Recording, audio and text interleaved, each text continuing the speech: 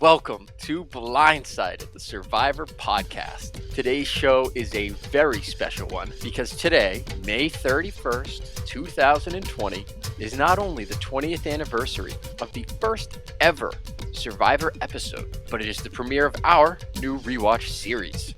The guys here at Blindsided, we were just not satisfied with recapping the weekly episodes, so we decided, let's go back and watch each and every single season of Survivor. So, here we are, starting at the very beginning of our brand new series, Season 1, Episode 1.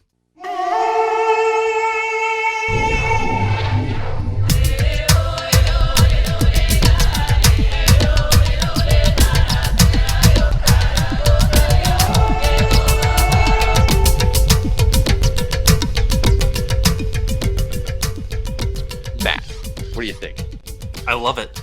I think this is a perfect time to reflect on the show that is Survivor, especially as we're taping this. Season 40 is running as well. So, and the thing that's really celebrated this season is past winners, obviously, and each winner brings something new and unique to the table, and how they accomplished a victory. So, I think this is a good time to go back. And since there are 40 seasons, I guess a lot of people, but many people haven't seen every season, every episode, every winner. So I think this is a good time to go back, reflect, see what each season brought to the table and how it made the show what it is today, 20 years later. The TV icon that it is today. I wanted to say I'm excited. I'm super excited for this because unlike Peter and Matt, I have not seen any season before season 37. Newbie. So this is my first rewatch, and we wanted to structure this podcast so you could do a rewatch with us if you've seen this season before. You could watch it for the first time if you haven't seen the season before, but you're a Survivor fan. Or you could watch Survivor for the first time starting with season 1 and watch along with us, which is why I want to queue up my first question for the guys. I would like to know, how did you first get introduced to Survivor? When was it? How was it? How was that first experience? Pete, what was it like for you? Okay, my story is back when I was in high school, it was just a Wednesday, and I think I was a junior in high school, and I was talking to my friend, and she was watching Survivor. And I had never watched it before. But it's one of those things where like your friend's doing it and you're talking to them, and you're not doing anything better, so you're like, "Oh, I'll just turn it on and so I can like know what you're talking about." And I watched. It was season 23, which is Sophie's season that she ends up winning. It was already halfway through the season, and I watched. Ozzy was on that season, and I think I saw him kick some ass in a challenge, and I was just like, "This is pretty cool." And I like the format of the show, how each episode was completely new and fresh, and like just a redo of the one before it, but with less people. I just loved it. I was hooked right off the bat. But yeah, I was back in high school, and I've carried it with me ever since. So season 23 was my first live season. And I've since gone back and started rewatching previous seasons before, and it's a completely different show than when I first started. And season 1 is completely different even from, you know, the middle era of Survivor too. So, I've been hooked since day 1. Did you have any impression of Survivor before you watched it? I mean, it was one of those things where like, Survivor came out when we were growing up. Like we were Uh-huh. 5 and 6 years old when Survivor first started airing, which is crazy to sound. Um, but I just remember knowing what it was because other people would watch it. Maybe it was like elementary school, middle school, but never was it like a huge thing that I ever thought I was missing out on. And that's, I guess, why I joined when I did, is because I had this one friend who was like, she was so excited about it. She's like, "Oh, I love this show. I watch it every Wednesday." And I was like, "Huh, I thought Survivor was kind of like done. I thought it like had its time in its prime and the ship had sailed. But no, I mean, and that was 8 years ago now. And the show is still steamrolling ahead. So my only preconceived notion was I knew what it was. I didn't know much about it, and I didn't think it was like a big thing I was missing out on. I think first got floated around, or I first heard Survivor in a conversation because my grandma liked it. She was big on Lost and she was big on Survivor. And I think those were both kind of hitting their stride kind of one after the other. So like I kind of knew kind of what Survivor was, but ultimately it really got put into my brain when Pete started talking about it, and then ultimately I really only started watching faithfully when me and Jim started watching seasons as they came out a couple years ago. Do you remember why we started watching season 37? It was probably to make fun of me. I don't remember No, know why we I mean, did. no, there it was a genuine I'm just reason. Like kidding, we but just like for a long it time, you was guys it was did hate on my Survivor fandom. we did make fun of you, yeah. Big time. Brain versus Brawn versus Beauty. I think that was the season that I first heard Pete talking about. And then no, I don't I forget why. I think it might have just been on TV one night, and then we watched it. Um, I know Liv was watching it and Pete was watching it, so like we Yeah. watched it and then we I texted about it and called about it, and then I think maybe it was uh, something to do, like, to watch with Pete and, like, to talk about with Pete. I'm not entirely sure. I wanna say it's funny that your grandma loved Lost and Survivor both because for the longest time, like, knew of Survivor, but I had no idea what it actually was, and when I was a kid, I confused Lost and Survivor. Oh, I thought Survivor was just, like, another, like, drama on TV where people go to an island. I didn't know it was a reality show, and I think I was actually first introduced to it a couple years before we started watching it when, Anthony, a friend of the podcast, was watching it with his buddies. ah, He was okay. doing a rewatch, and then I started watching after college. I watched all those, like, awkward compilation videos on YouTube Hysterical. of awkward moments from Survivor, and Absolutely. I just thought it was yeah. I've watched most of them, and unfortunately, I feel like that maybe has spoiled a few, like, Yeah, key moments. definitely has. Yeah, probably, but I had a blast watching him, so I'm like, "Oh, I guess I gotta watch this," and I think maybe that was the reason why I wanted to watch it with Matt, I don't know. I don't remember my motivation. I just remember we watched one episode like, oh, I guess we're gonna do this again next Wednesday. How many seasons do you think you've seen? Out of the 40, I would probably say like 12, Okay, and you have seen 13. season 1. You have seen season 1. Yeah, I just finished season 1 like a couple weeks ago. Okay. Pete, what about you? Have you seen I think I've seen close to more than half. 20 seasons? No, I don't think Half? so because I started at 23, but when we got to college, there was a couple seasons that I missed out on. So even Mhm. some of the new ones, like I haven't seen Michelle's season or Adam's season. Me So neither. there's some seasons there that I missed. And then, like Matt said, a huge chunk of the teens I haven't seen. And I have seen a lot of the like seasons 1 through 9, 1 through 10. But there's a few I haven't. All Stars, the Amazon. So I'm really All Stars excited. is the one I can't wait I to know, I'm so watch. excited to watch those, but when Matt was saying you can, he was going back and like picking based on players, the only danger with that is if you accidentally, start a season that has returning players, which I did just a little while ago. That's why we're doing this show this way because even though it's really hard to avoid spoilers, if you're watching Survivor even, like season 38, some seasons were spoiled because there were returning winners in season 38.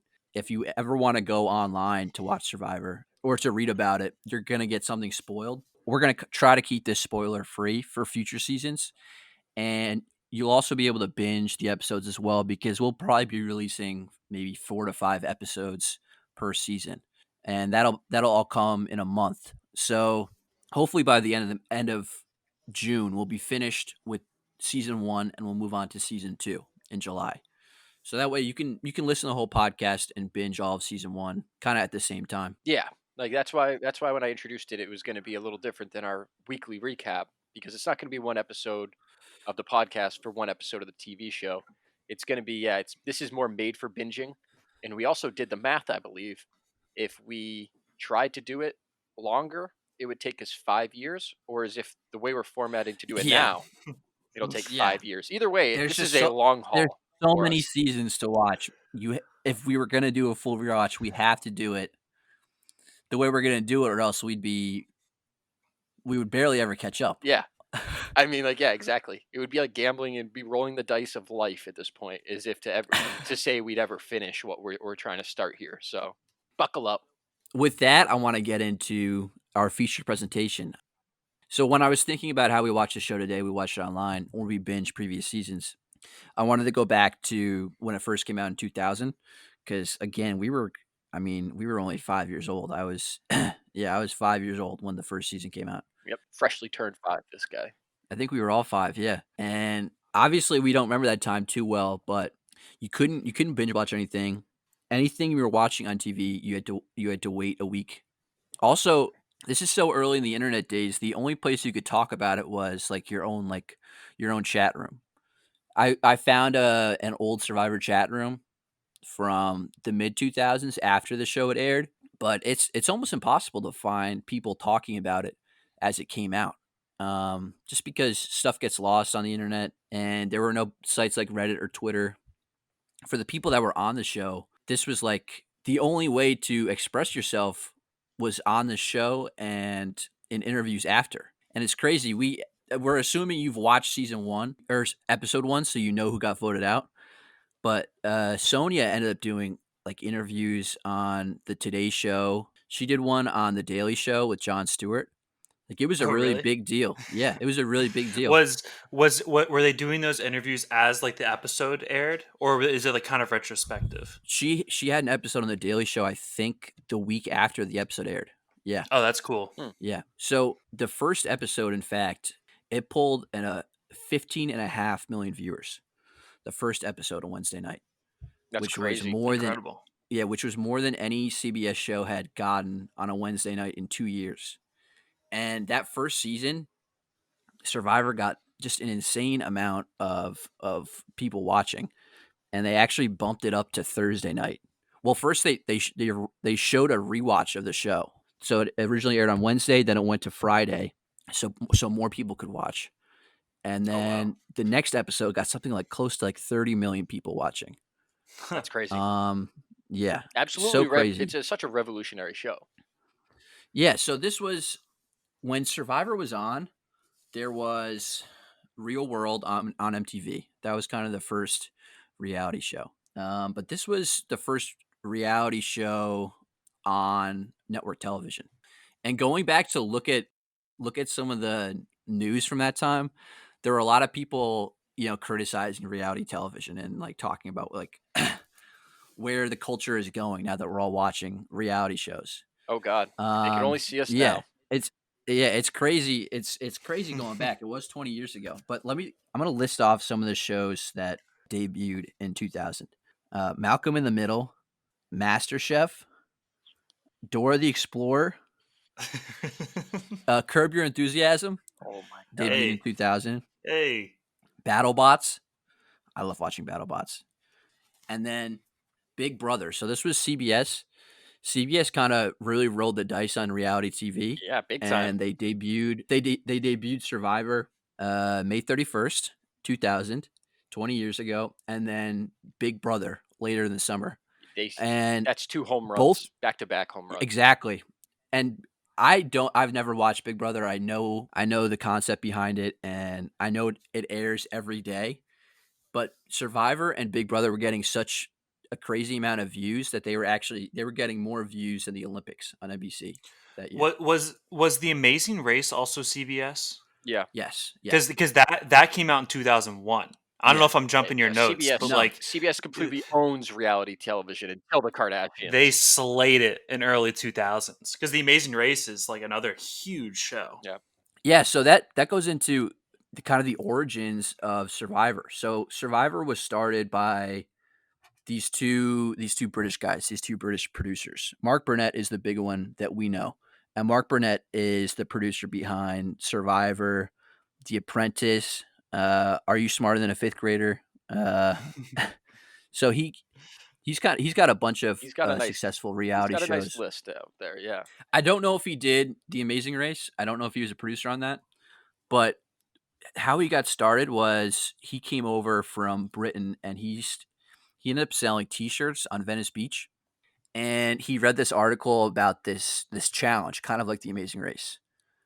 This French challenge where you go to Costa Rica. He went to Costa Rica with a few friends, and he did this challenge race where he basically you had to bike like 500 kilometers. You have to make it over 500 kilometers in a certain amount of days, and you had a team to do it with, it's a little bit like Amazing Race.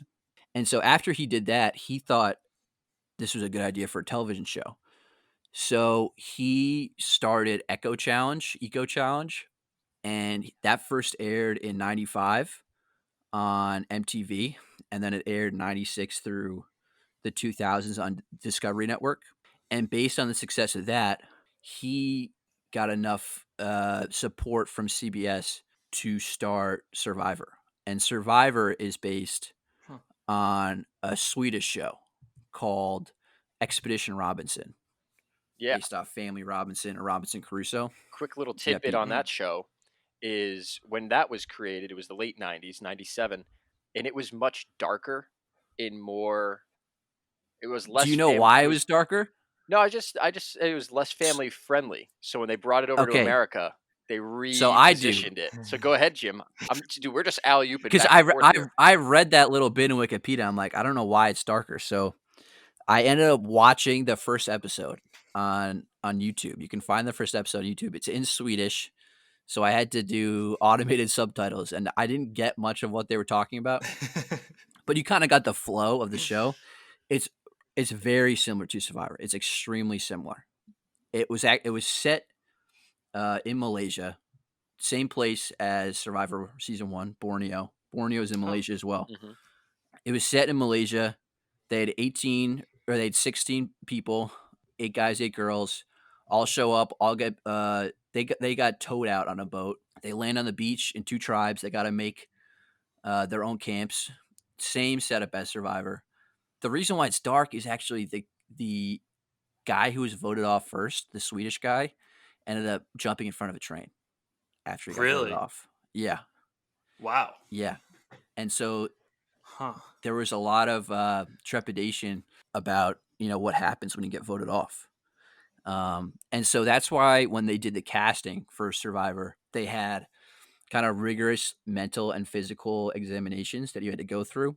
And then they have, and I guess they still have a psychologist that on the helicopter once you get taken off the island to kind of like debrief you Yeah, that's and a make sure known you're thing. okay. That's a known thing, yep.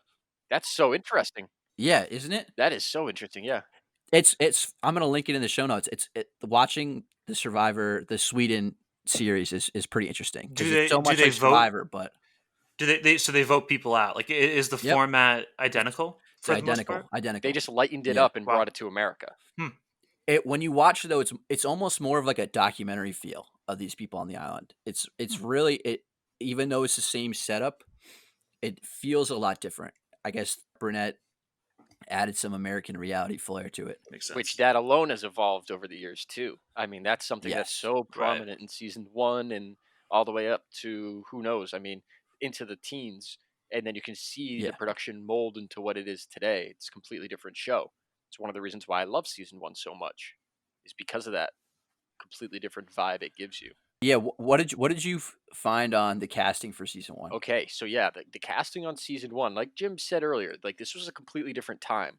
There was no TikTok and Vine and like different ways to just record yourself in Instagram to get popular and get yourself, you know, found. This was a 6-page paper application, excuse me, that over 6,000 people filled out. And they also sent in a video recording of themselves saying why they should be the sole survivor. So, I mean, if you were really interested in this show, which, escapes me how if it's never aired before, you know what you're getting yourself into and you know what Ultimate Survivor means, even though there's never been one before. I mean, there was over 6,000 applicants for the show, and then they whittled it down to 400 that they then began interviewing across America. I think it was 16 different states that they went and yeah, 16 different states. They went and interviewed these different people. They went then whittled it down to 48. So, I mean, if you have ever tried to apply for Survivor at home yourself, you know there's a couple tiers. Like you send in your initial video and you fill out the form. It's not 6 pages anymore, I don't think, but it's a little shorter. Then there's semifinalists where you go out to LA and they would do the background check and they would interview you again. It was pretty similar to that. They had background checks and like Jim said, they did even mental evaluations on the contestants. which I think was really smart because I didn't know part about the first ever contestant on the Swedish show. Yeah. But I can almost guarantee you, Survivor would not be airing today if anything like that happened back then. No, I, it, there was some drama though in season 1 that I found out. I don't know if you know about it, Pete, but we'll talk about that in yeah, the I can't next wait to hear episode. that. I mean, like we like surprising each other with the information we found, so I'm looking forward to my pure reaction to that. The shock value. Shock value, exactly. Um, Gotta have it. so I mean, the first season had 16 contestants, and then they once they had the 48, they whittled it all the way down to the 16, and then they had actually two alternates. And I tried to dig up who the alternates were to see if they ended up on a future season, and I Mhm. couldn't find anything. But like Jim said, I mean, this was 20 years ago, so there's been a lot of stuff on the internet basically piled on top of whatever was originally written back in that 2K time. There's So also a large amount of books that he can. I yeah, ordered one on Amazon. I was Right gonna now, say, the current Which one? conditions, it's taking a little while. Which one? It was the one that has like that has the winner. I won't spoil who it is. The winner talking about his experience on Survivor. Mm. okay, Uh, interesting. Speaking of the winner, Pete, can you go through the 16 contestants briefly and the tribes they're in? Okay, so first we have the Pagong tribe, which is the Yellow tribe, which is comprised of BB Anderson, Jervis Peterson, Colleen Jerv. Haskell. Yep, Matt's a big Jerv fan. Hmm. Colleen Haskell, America's sweetheart. Jenna Lewis, Greg Buis, Gretchen Cordy, Joel Klug. I don't know if it's Klug or Klug. I apologize, Joel. Klug. I mean, hey, it's KLUG. Glug. Ramona Gray and Ramona Gray. And I mean, as it goes on and we talk about chunks of season, I think we'll get the feel for the tribes a little bit better. But like, if I were to just preview this tribe had a lot more like feel good energy, and I thought was actually one of the more interesting aspects of Survivor. Like, there's a few contestants that shape the game from this very first season, but this tribe itself help do that because you'll notice early on in Survivor, it's not necessarily all about strategy. It is about surviving together and enjoying your time out there on the island. And the Pagong tribe like found a way to have a good time out in Borneo, even though they had terrible conditions. I loved, yeah, I think the age demographic really brought out a lot in that group. And these are like dynamics that, like you said, have evolved over time. Yeah, like because you have like the hard workers, you have the people that are trying to enjoy themselves, you have providers and all that stuff. You have all those dynamics, and this tribe really had that, especially in the early episodes, Yeah, had those dynamics at play. exactly, exactly. And this tribe, just to give a little more info, was really like Matt said, it was the younger tribe. They had BB Anderson was one of the oldest Hmm. contestants on this season. He was 64 when he was on the season. After that, Gretchen was 38 years old, and then Jervis Hmm. was 30, and the rest of the tribe was all in their 20s. Hmm. Jenna Lewis was the youngest on the tribe at 22. But it just goes to show because when we talk about the Tagi tribe, as I'm about to in a moment, they're almost two completely. One's more, mature and serious, and the other one is more carefree. And like we'll explore it as we go through the season. It's two completely different dynamics. So Jim aforementioned and kind of spoiled at the end of episode one, our first casualty in the first. It's a historic one because the first ever person voted out of the American Survivor was Sonia Hmm. Christopher, and she is the oldest woman to ever play Survivor. She's the Um, oldest woman ever play Survivor. yeah, Really? I believe so. I mean, that's what everywhere I looked, that's what I saw. And it's obviously at the time, like, no duh, she was the oldest because she was the oldest on the season. But I mean, it hasn't been updated anywhere from my knowledge that she's lost that title. You know what's interesting about the casting? So the Survivor casting has stayed relatively the same throughout the years. Besides bringing on return winners and return players, they try to get a diverse cast. You know, Oh yeah, both absolutely. in both Hmm. in background and age, occupation. But like you said, they don't bring on older people that much No, anymore. I think it's interesting if you go back to this Swedish Survivor, which they really used as a model. The guy who won that first season was the oldest guy. that's interesting. Spoiling it in case anyone wants to watch all of Swedish Survivor. Ah, man. I'm all set. But But Uh, he was the oldest guy, and also like he wasn't out of shape, but he definitely he was not like the most. He wasn't the fittest oldest guy around, like Rudy. So I think maybe they thought earlier on that the older people would even be at an advantage, or definitely wouldn't be at a disadvantage. We'll see later on, and we saw today. Sonia was easily the first one voted out. Not that they have any of the modern discussions about who to vote out first, but it seemed like the consensus was around camp. That's who they were going to vote out. Yeah. And that's also interesting. Like, I mean, we'll get to this. This is getting ahead of us, but like BB's trajectory in this game too is very interesting in that respective. And Being Rudy an as well. older guy and Rudy as I was gonna well. say, Like yeah, those three. Yeah. I think those are interesting discussions to have as we move through. Rudy gets a target on his back right off the bat because he's the Oh no yeah, nonsense and he's older. So people have mixed opinions about him too, which brings us to um, he ultimately becomes a survivor legend. He was 72 years old. Is Rudy Bosch. This is the Tagi tribe, right? This is the Tagi tribe. Yep, they were So orange. right. the first one, they were the Orange tribe. The first one I mentioned was Sonia. Now I'm going to mention the oldest man to ever play Survivor. Is Rudy Bosch. He's a retired U.S. Navy SEAL. Like I said, 72 at the time of recording. He goes to Clearly, try and he's spend not a average 72 year not your old. average at all, at all. And you see it. I mean, I'm pretty sure it is the first episode, and he's out there doing I love push-ups on the Rudy. beach. It's like Yeah, hmm that's how he stays fit. So it's crazy. So also on the Tagi tribe, you have Sean Kenneth, Susan Hawk. You have Dirk Bean, Stacy Stillman, Kelly Wigglesworth, and Richard Hatch. So the average age is much more, 30s and beyond for this tribe.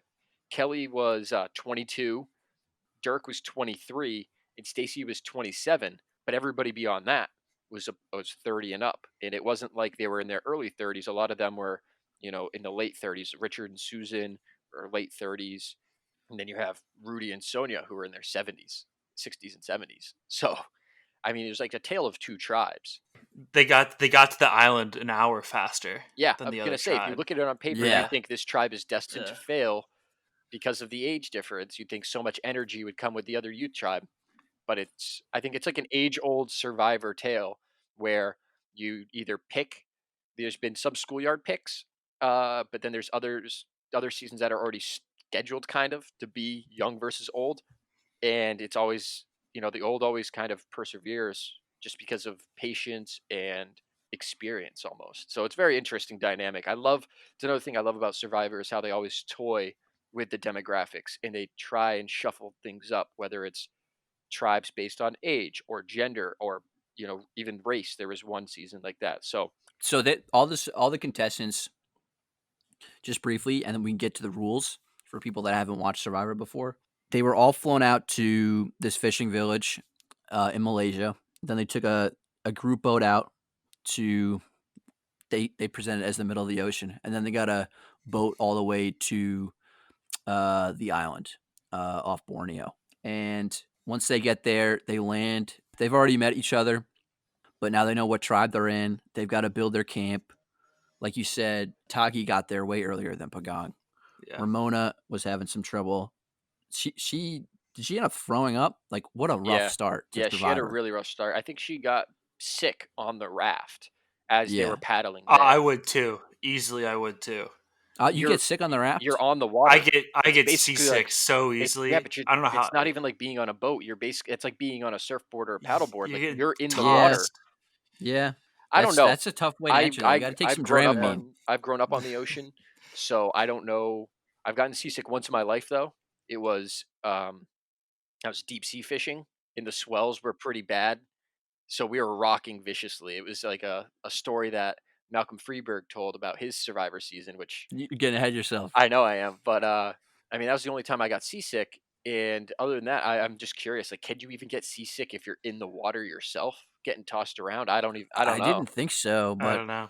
I don't know. Matt surprised me, dude. You have a pretty weak stomach, so Well, no, I've been on like one of those like at the beach where there's like a little raft like a little ways out on the ocean yeah. that you can kind of like jump off of. Yeah, I got sick on that. I didn't throw up, but I was like sitting there. I was like, dude, I gotta go back to the beach. I can't be on this anymore. There you Matt, have you it. got to take some Dramamine as a personal item. Yeah, The prophylactic. guy, The guy, one of the guys on the Sweden Survivor, he brought a bottle of Captain Morgan as his personal item. Have we ever seen that on Survivor? There is a Bringing Survivor alcohol? season where they end up acquiring alcohol, but in that same season, a different player did have like multiple bottles of alcohol on them on the boat. I'm not going to give anything else away. I mean, when we get there, you'll see exactly what I mean. But that that was season still is pretty unique. I haven't seen anything else like that. But I mean, who knows? I don't think it's a thing I hope anymore. they maybe they give the contestants alcohol, you just don't know. Well, we I would be see surprised if some of the contestants, don't bring a little bit of alcohol, especially we returning see it on the ones. rewards all the time. But I mean, I think given that season and what ended up happening, I think there might be some reasons why they don't allow that anymore Okay. So, because Pete, you wanna get into the rules? So, we okay, said yeah. that everyone brings one personal item, Yes. but besides So that so since it is the first ever, season of Survivor, and Jim alluded this in our, pre-podcast discussion, if you're watching this season, there's not really the greatest explanation of, how the game works. You see on the intro 16 castaways, 39 days, 1 survivor. Uh and then there's this clip that repeats over and over of Jeff walking up to tree mail and saying that Oh, I love it. every couple days the survivors will compete in a challenge either for a reward or immunity, and they'll receive news about it from tree mail. But like, if you're just watching the show, I mean, you're kind of just following along unknowingly. So the way Survivor works is in this initial season there was 16 castaways, 8 on 2 tribes, and the name of the game is to be the sole survivor, the last one standing. So the way it works is the two tribes compete not only to survive on the island without many rations of food and shelter that they have to create for themselves, but they also compete in physical and mental challenges against the other tribe for rewards and immunity.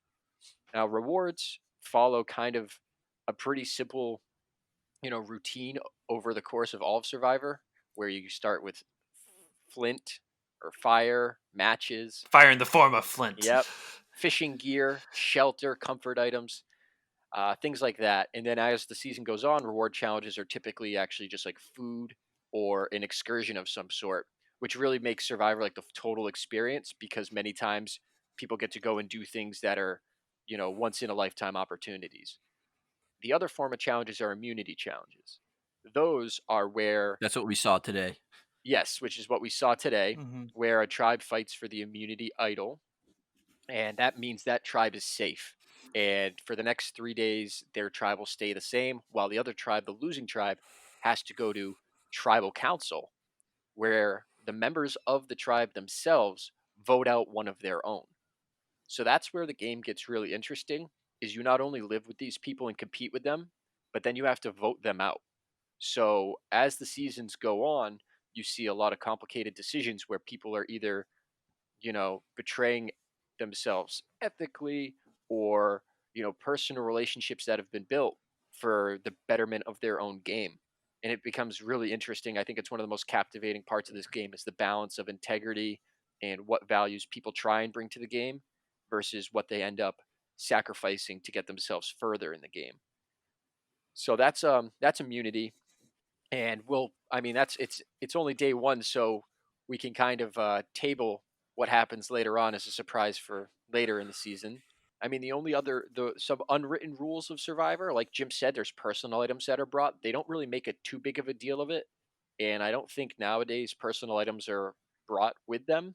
They're definitely not Really? showcased. Well, they're definitely not showcased as much. I know that because many times in the past, like an American flag or a state flag would be brought, and they would use it as a tarp, Mhm. and you haven't seen that in a long time. You don't see frisbees or journals or, I mean, a Bible like Dirk has in this season. His personal item is a Mhm. Bible. Like you don't see that stuff anymore. So it makes me think they're not allowed to bring a personal item anymore. Also, their cameras are always on, and the contestants participate in things called confessionals, where they go off by themselves and they answer questions either pitched by a producer or they go and just talk about maybe what just happened. They vent a little bit, or if they, in later seasons find an idol or find something or overhear something interesting, they talk strategy. Uh, Other than that, I mean, the only other kind of unwritten rule is there's no conspiracy to share the winnings.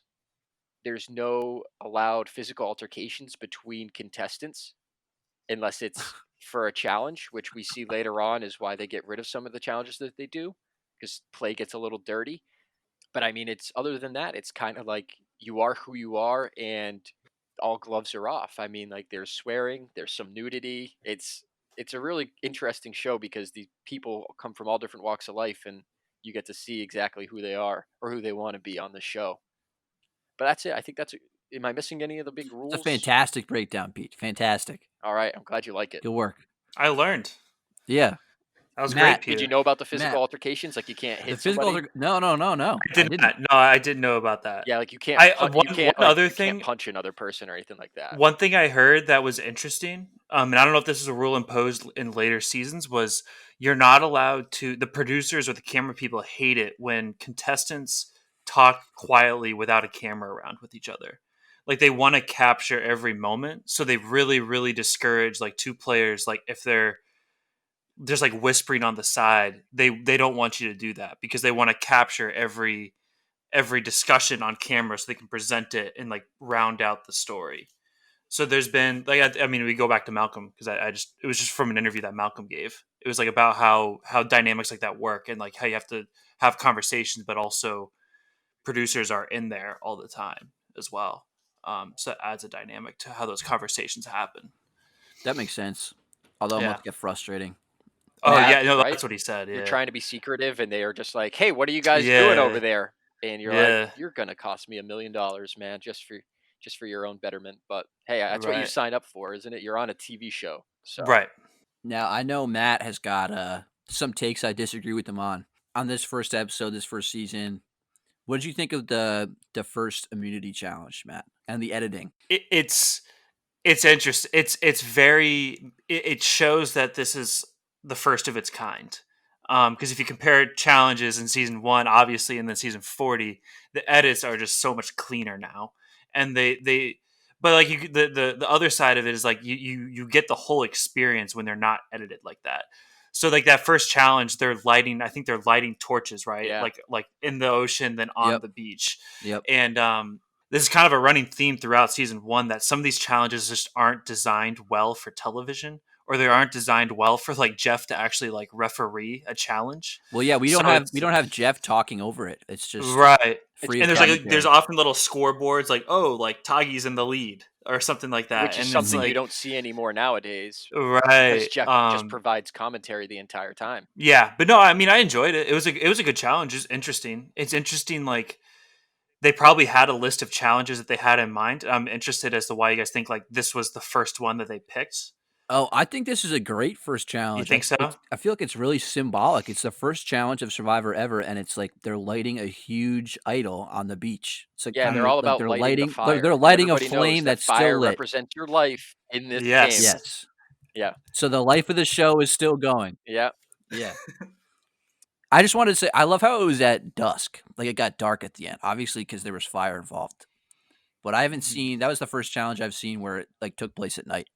Oh, there's one later in the season that's legendary. That's at Really? night. Yeah. That's And I at night? can't wait for you to watch it. Yeah, Okay. it's Okay. sick. Yeah. Oh, yeah. So, disclaimer for the listeners at home: Matt and I have each seen this first season, Mhm. Right. so we want to make sure that we are completely transparent.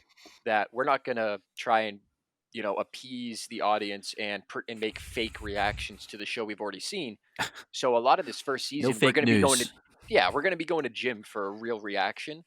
But going back and watching it a second time now, I'm rewatching it again, as the Yeah. listeners are. I find more things I pick up on, and it just Right. reminds me why I liked it so much the first time. And what Jim was getting at, or hinting at, with Matt and his disagreements, is Matt was not the biggest fan of this season. I So was not entertained.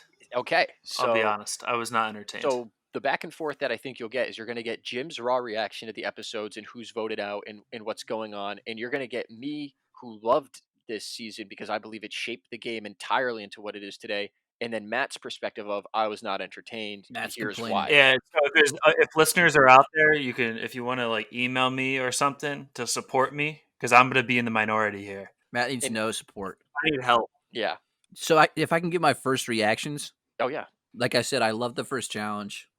I think they also got 50 waterproof matches. Right. Fire in the Yep. form of 50 waterproof matches. yep, no Flint yet. uh, Rolls off the tongue. I thought who really stood out at the beginning of this episode was Richard Hatch on Taki. He's obviously gaming from the very beginning. He almost seemed argumentative at the beginning when everyone was talking about what to do, and he wanted to slow the roll and talk about why we're here. What's the point? Which was a Yeah, he wanted little to basically create obtuse. a mission statement. Yeah, Right. I A think little much. It's a yeah, little much. yeah. It's a little much, especially for your first interaction with the Hey, tribe. this was not the first or last. I mean, it was the first time, but it was not the last time that that strategy is employed on day one. Hey, let's take a break and take a breather and figure out what we want to do. And there's always friction when that happens. So Yeah, take because take it or leave it. He's most of the tribe wants to get up and go and make the yeah, make fire or get I'd be water the or same way. shelter. I mean, he was just yeah. perched in a tree. It was very interesting. I love Sue. I love her accent. Sue's a real character, and Rudy, obviously. Yeah, And I feel like Rudy and I love Sonya as well, but I feel like Rudy's going to be a real source of friction within the tribe, just like BB is, Bill Byron in Pagong, because they have similar personalities and dynamics within their tribe. Although Rudy is a little more laid back than BB. I think Rudy can read the room a little better than BB can. Yeah. once again, I think this goes back to the dynamic and the age of the tribe, where maybe Rudy realized, hey, these people are all fully grown adults. They can sink or swim by themselves, and I think that goes along with his attitude. Whereas BB, who I believe was a real estate developer, I think that's what he did for work. Talk about like That's micromanaging. why he loved building that a He shelter. builds the shelter, and it's his way, and it's in his location, and he's with a bunch of younger people. Where I feel like, if you're older and you have all this experience in life, you're immediately going to grab it by the horns and say, okay, this is what we're doing, because none of you have a clue on what to do here. I loved Richard was definitely gaming at first, but I thought Sue came out the fastest out of the gate gaming, because she had that quote when she said like the women think that I'm voting with them or that I'm Mm-hmm. with them, but I actually have ears in my mind over here. And I think that to me when I heard that, because when I'm rewatching it now, that was the first moment where I heard strategy in this season. Um, that was very unique, and it shows playing two sides where people are just there showing up. I want to build this. I want to do this. Like she came out swinging as well, which was Mm-hmm. impressive. Yeah, and it's totally unique because a big majority of the season, or I mean, like half of the people on the island, their strategy is not a big part of their personal mission statement. Bring that up again Mm, on under the why they're there.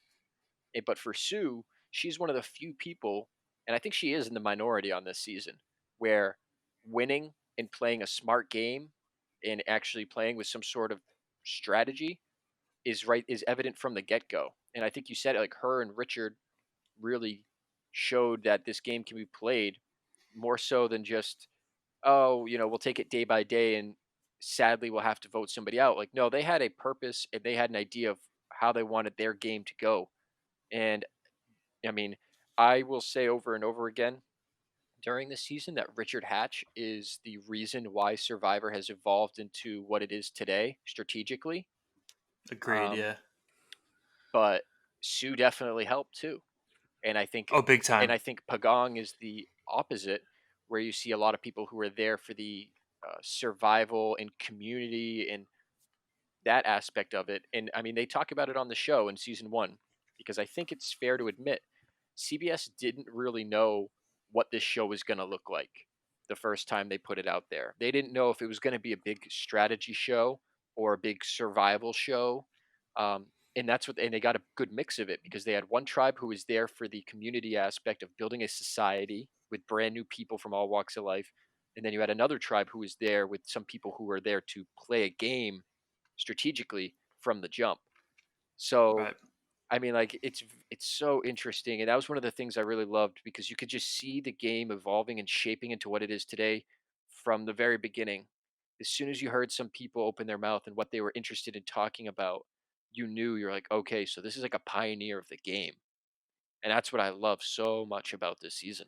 I think also though, like it's interesting also to keep in mind, like we're watching this with all this perspective of 40 seasons. Whereas if we were viewing it live season one, I don't know if we'd be having the same conversation. Oh That's what yeah, I Like, was gonna say. I think yeah. both from only watching the last few seasons, and then so I'm coming in with a pretty fresh perspective. A big emphasis was put on the survival aspect. A bit in this episode and in the episodes to come, uh, that it would make a lot of sense to focus on survival Hmm. on this show when it first came out. Honestly, that was my impression of Survivor. After I realized it wasn't the same show as Lost, I thought it was like these guys just have to. Everyone has to survive on the island, and people will just whoever's there last. Like there's no challenges. Whoever just can survive the longest on like the fewest resources. That yeah. was my impression of it. One season lasts a year and a It's half. pretty much lost. And that's what when I found some discussion on these early internet websites, that's basically what it was. They thought it was just going to be they knew there were challenges involved, but they thought they were going to be way more physical and that the survival aspect was way Would more win the important. day. Yeah. There's going to be some like interesting scenes of how they survive on the island in the episodes to come. But once you get to later seasons, the season that I've seen, there's almost no emphasis placed on the survival aspect. Hmm. The most that they talk about is like how gassed they are, how tired they are from not having enough food. Yeah, but never is it a complete fear of desperation or lack of shelter. I mean, you see some seasons where lack of shelter is huge, and Hmm. people really get pushed to the brink of I could quit this game because I just cannot physically and mentally go another day with this situation. Um, so yeah, I mean, like it becomes very evident, I think, early on in this season that there's two different philosophies of how this game is going to go, and it's so cool to just watch. I mean, we mentioned it earlier. Sonya was the first person voted out. I just wanted to highlight some cool things about Sonya, some firsts. As I said, she was the oldest woman to ever play the game. She was also the first lesbian to ever play the game. And because she was only there for a few days, we actually didn't get to find that out about her. But that was something that I did after researching where she is now. In As of 2020, she's still alive. She's 83 years old now. She's I a tried to reach out to her. Really? She doesn't have an online presence, but I went to like booking.com to try to book an appearance for Sonia on this podcast. I didn't get a response. I don't know how active it is, but Yeah. Well, it'd be pretty cool. I mean, she was post survivor. I mean, she was also a breast cancer survivor. And I think that was something that was a big part of her story coming into the season. And that was almost like she is a survivor. She is strong despite her age. She's a fighter. And I thought she very well. I think it was a coin toss. I mean, if she hadn't fallen down in that immunity challenge, and then she yeah. kind of owned up Yeah. to it at that tribal council, she might have not have buried herself a hole. There might have been other, hands at play to keep her around and vote Well, somebody Rudy else off, Rudy was also close. Like right? I forget what the vote split was, but Rudy was also it was I think it was like one vote away. It was a close vote, It was a or four maybe to two. three to one, four I to thought it three was to one. 4-3-1. Yeah. If we go to that final tribal, I mean, the final tribal is probably the most striking difference. If you were going to just take one aspect of Survivor Season 1 to Ju- Survivor Season Are you talking 40, just tribal council in general?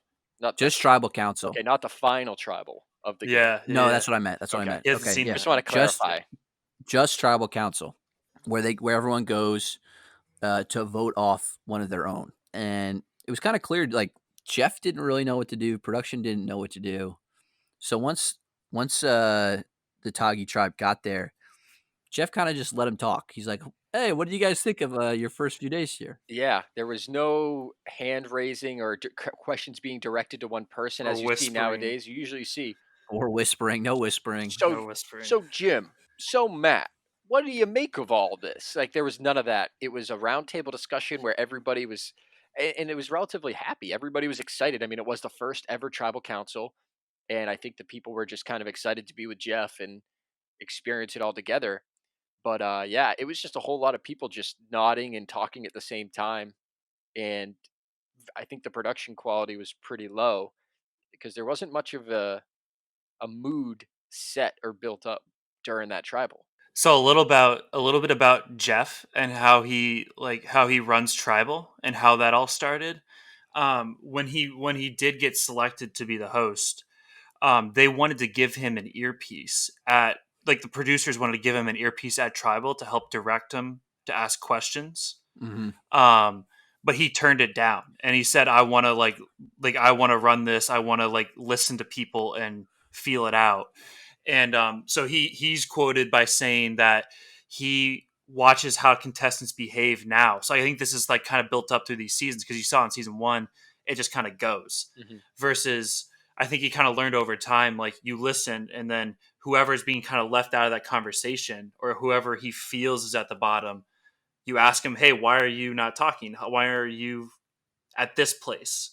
And then that starts a different conversation. So I think his evolution of running tribal has really dramatically changed through the seasons because the producers allowed him to have that kind of creativity and cultivate a certain experience at tribal, a certain conversation and dialogue. Good for Jeff. What did Jeff do Yeah, before this? that's a great question, Jim. So Jeff, I did a little research on Jeff's resume. He started as like a producer and narrator of just like marketing videos after college. But he got his first like legitimate gig, and I gotta just watch some of these shows because it's probably pretty funny to watch like young Jeff doing something completely different than Survivor. He started with his FX show called Backchat in 1996 that ran for a little while. It's basically like back then FX had this gimmick where they had like the FX apartment and like they just like ran things like they ran shows or like stuff. But basically his show was he's read like letters from fans and they talked about like what they Really? wrote. Yeah, it's very like I mean it kind of sounds like a podcast or like Hmm. it's just like they sit there and they just chat. He then in 1998 did a thing called Rock and Roll Jeopardy that I he saw that. hosted. Yeah. Yeah, it's a very like I think it's just a very more attempt at a streamlined Jeopardy, like a very more Hmm. topical questions. He was a correspondent for Access Hollywood for a little bit, and then I got to see this movie. He wrote and directed a movie called Finder's Fee. I saw I that. Yeah, forget not the what movie, but I saw you year. did that. Yeah, I gotta watch this movie. It's $3.99 on Amazon Prime if Whoa. you rent it. Oh yeah, we gotta have a movie Yeah, night. we got a movie night that. But basically, so basically somebody drops a wallet. This guy picks it up. This is the movie. This is what the movie's about. Uh, this guy finds a wallet that has a $6 million lottery ticket in it. So he's always about the millions, Jeff. And uh, so this guy picks up this lottery ticket, goes to this poker night where they have to put lottery tickets in the middle to play poker and then so he puts this $1 million ticket in the middle. I gotta like actually look at this. This is just like a generic summary. And then like the person who lost their wallet shows up. And then like the night transpires from there. Um Very interesting. Very creative. Actually how he came to be the host of Survivor is pretty badass. So he interviewed with Mark Burnett.